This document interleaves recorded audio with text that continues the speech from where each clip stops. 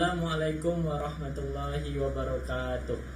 Perkenalkan, nama saya Mahendra Al-Fajar, NIM 2025326, Fakultas Ekonomi, Prodi Manajemen, Universitas Pasir Pengarayan. Di sini saya akan menjawab soal UAS mata kuliah Komputer Bisnis. Yang pertama, berapakah koefisien determinasi dari data analisis regresi? Berikut ini kita lihat pada pengujian koefisien determinasi. Jadi, koefisien determinasi ini saya akan memulai dengan membaca nilai dari R kuadrat atau R square. Nilai ini menggambarkan saran hubungan atau proporsi dari variasi variabel independen atau terikat, atau yang biasa dikoorientasikan dengan Y, yang dapat dijelaskan dengan menggunakan variabel independen atau variabel bebas atau koorientasi biasanya X. Nilai R kuadrat atau R square itu sebesar 0,9436, artinya variasi variabel independen atau terikat yaitu Y dapat dijelaskan dengan menggunakan variasi variabel independen atau bebas atau X sebesar 0,9436. Sisanya itu tinggal dikurang saja. 100% dikurang 94,36% sama dengan 5,64%. Dijelaskan oleh variasi dari variabel lain di luar model.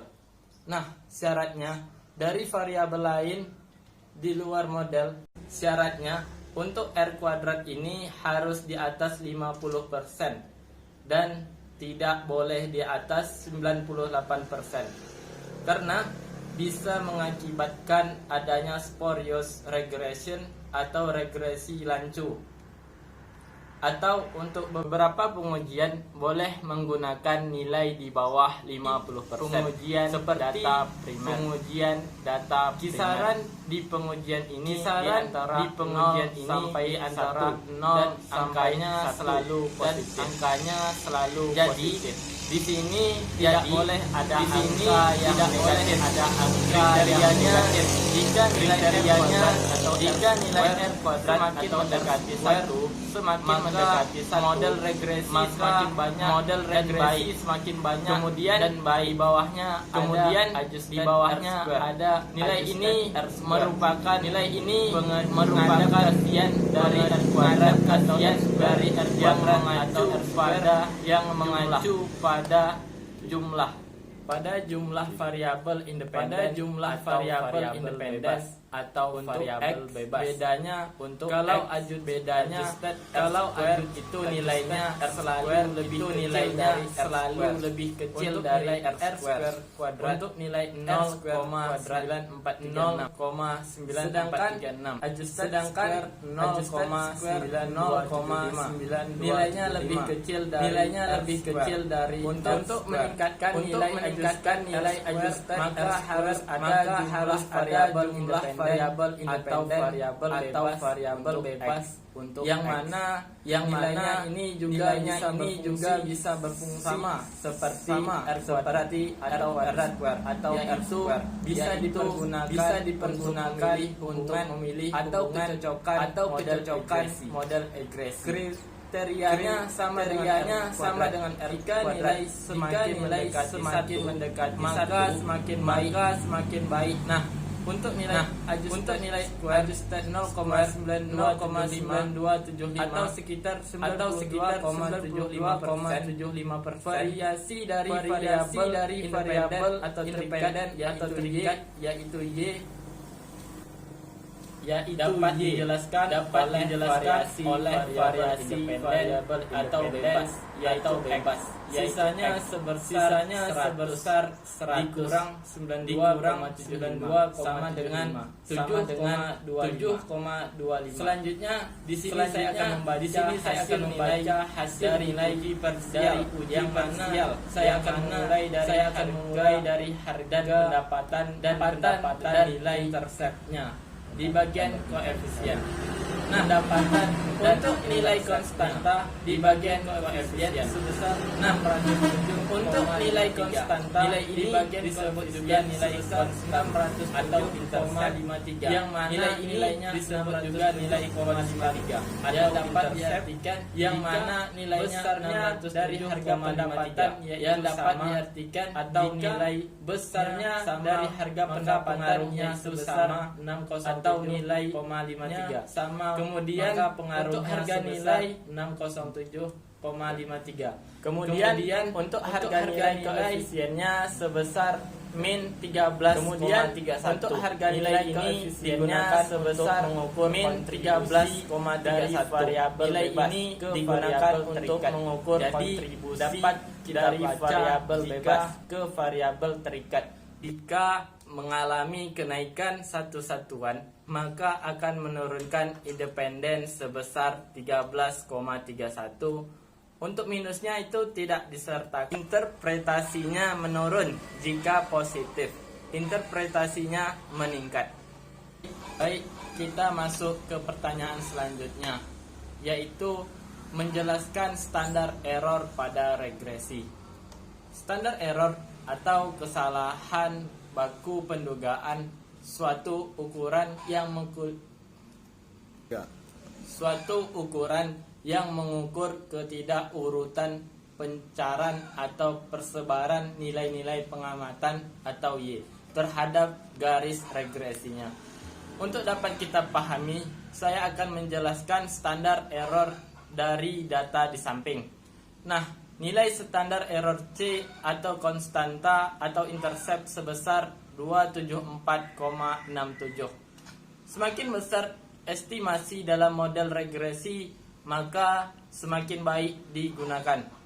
Syaratnya nilai standar error mendekati 0.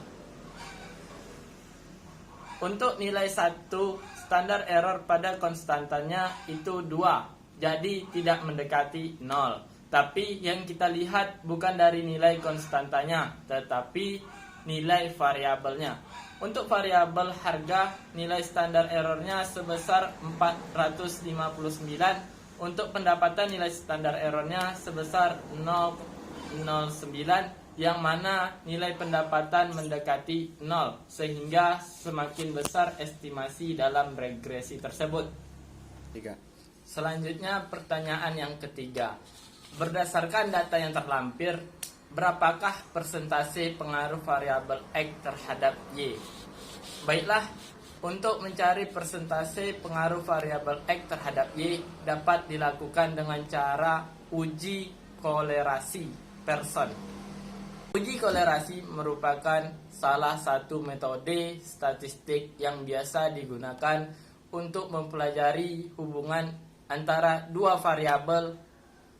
Tujuannya adalah untuk mendapatkan pola dan kerataan atau kekuatan dalam bentuk persentase di hubungan antara dua variabel atau lebih.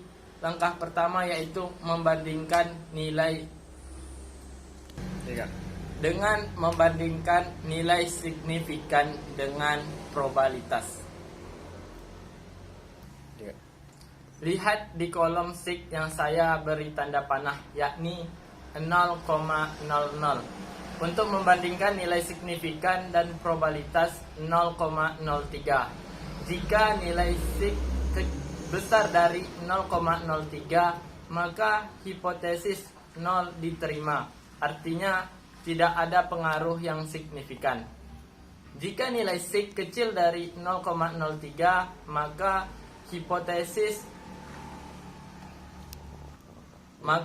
hipotesis ditolak, artinya ada pengaruh yang signifikan. Maka dari contoh penelitian di atas bahwa nilai signifikan 0,00 yang berarti lebih kecil dari 0,03, maka hipotesis 0 ditolak.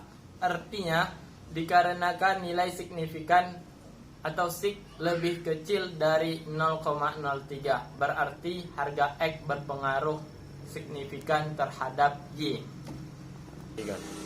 Baik, masuk kita soal yang keempat, yaitu jelaskan apa yang dimaksud dengan adjusted R-square. Adjusted R-square yaitu penghitungan Adjusted R-square adalah penghitungan setiap penambahan variabel dan mengestimasi nilai R-square dari penambahan variabel tersebut.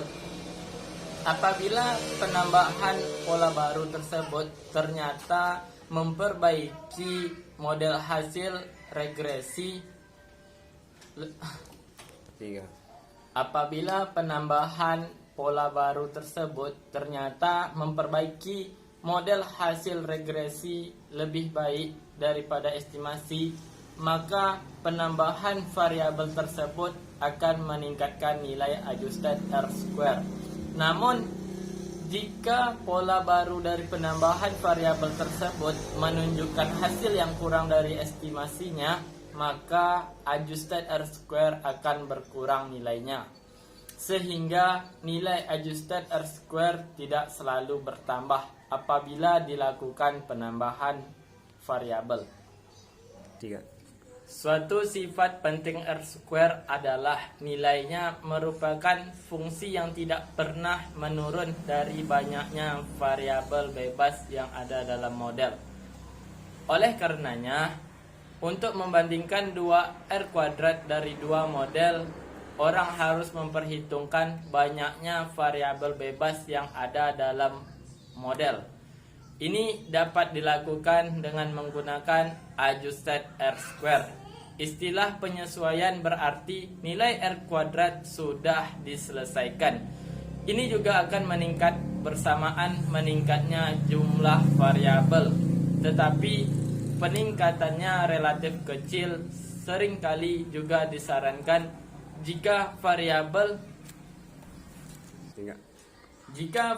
bebas lebih dari 2, sebaiknya menggunakan adjusted R-square tersebut. Baiklah, cukup sekian jawaban yang dapat saya sampaikan. Semoga bermanfaat bagi teman-teman semua. Saya tutup. Wabillahi taufik wal hidayah. Wassalamualaikum warahmatullahi wabarakatuh.